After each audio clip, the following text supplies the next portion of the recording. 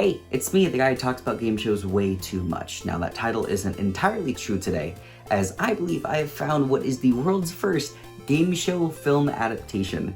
And no, it's not Legends, that monstrosity is for another video. This is something far worse. Welcome back to Offline Media, by the way. I wanted to make a video about this movie for years, and I could never figure out how to do so. I tried doing a review, tried poking fun at it, but it never really worked. And a few days ago, I was on the Create Unknown Discord server, link in the description, you should really join, it's really fun.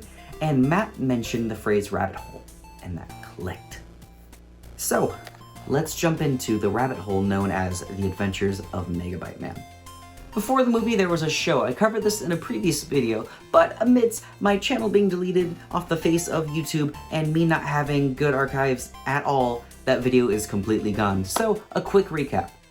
Virtual Memory was a Bible trivia show that aired on TVN during the early 2000s. Hosted by Jamie Alexander, the show put two teams of three against one another to figure out who knew the most Bible knowledge through various rounds of gameplay. The show was very successful for the network, earning itself a remodel midway through the original run and went on to run reruns for several years. In between the rounds, the episode would occasionally cut away to a scripted segment with a fictional character played by Jamie Alexander before going to a commercial break. One of these segments was hosted by a character named Megabyte Mike. Now this stupid joke of a segment is what spawned this movie, and it is still shocking to me to this day. As for the movie, I'll summarize it for you in just a moment. The full movie is for free available on Vimeo. I'll link it in the description as well if you want to watch all 55 minutes of it. If you want to watch a movie with an actor playing three different characters while fighting a villain named Virus while wearing a keyboard strapped to his wrist, then you're in luck. The movie follows the production of the 300th episode of Virtual Memory, and we're quickly introduced to much of the main cast. Jamie Alexander, the host, Lee, the director, Otto, some janitor, I guess, Mike, the technician by day, superhero by slightly later afternoon, and his two sidekicks, Sarah and Billy. Come the morning of the taping, something goes wrong. Mike's latest invention is stolen and sends the whole studio into a panic, which is only stopped by Mike literally pulling the plug on the show. Like, look at this. Power down! I got it! This sends him into a shocking frenzy, jumping all around the office while Jamie is being kidnapped by some henchmen. Jamie wakes up in the villain Virus's lair, and while Virus explains his plans, Jamie realizes why Virus hates him so much. Virus was auditioning to host the show, but did awful. Like, incredibly awful. This whole scene is both good and just bad, and most of the bad is from Virus, and not even a good bad. And with Virus fully putting the blame onto Jamie, it kind of fits together. He wants to kidnap Jamie and control Virtual Memory, and then... Tomorrow. The what? Yes, the world! Lock him up!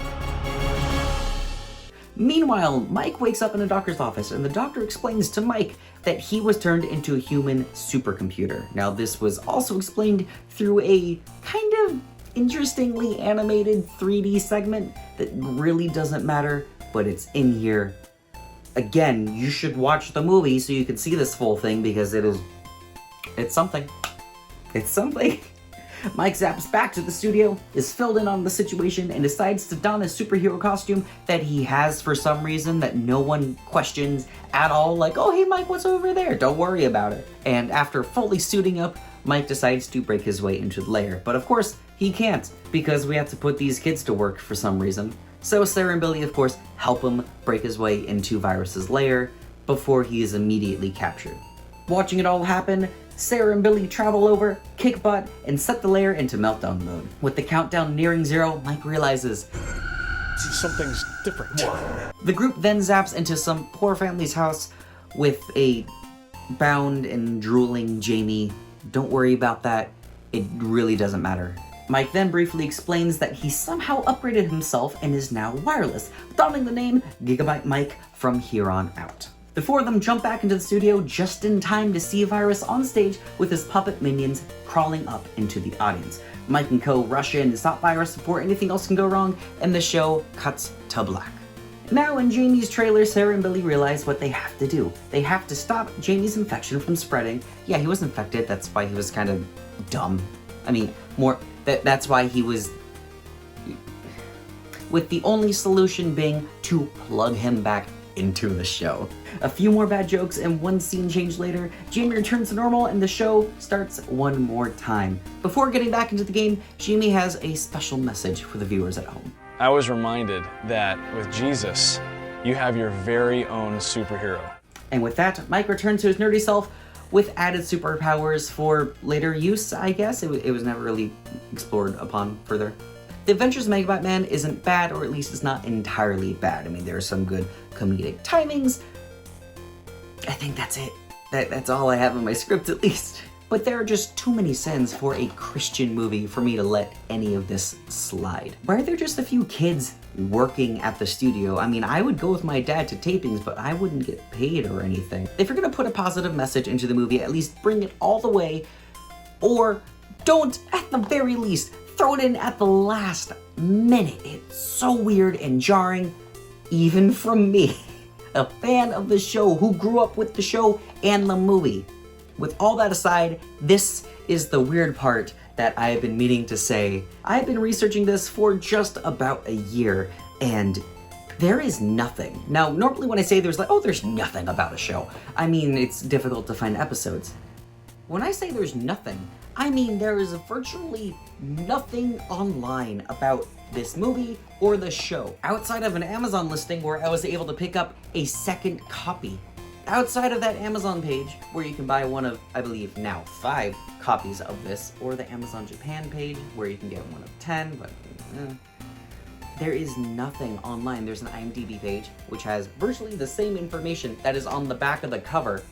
And I got so fed up with just zeros and finding nothing about this movie that I reached out to TBN, the network that produced this movie, that ran this movie, that had the rights to the game show.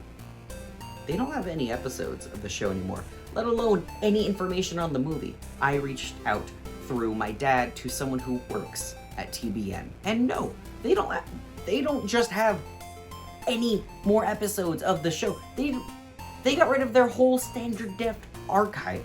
So they have nothing. And to top it all off, I even reached out to the man himself, the guy on the cover, Jamie Alexander, and he has nothing. He has nothing of the show, no other information about the movie. And the other important part to this would be Jamie Alexander's writer folio page. Now this had a few different pieces of writing and had 2 that piqued my interest. The first was the listing for the original script for The Adventures of Megabyte Man. And the second, made a few years after the movie's release in 2005, was titled The Adventures of Megabyte Man. But this one was the full script, and it's for a longer movie that has no references to virtual memory. I have so many questions that are unanswered that will most likely never be answered because it's just gone, it's all gone. And that's fine, that's okay.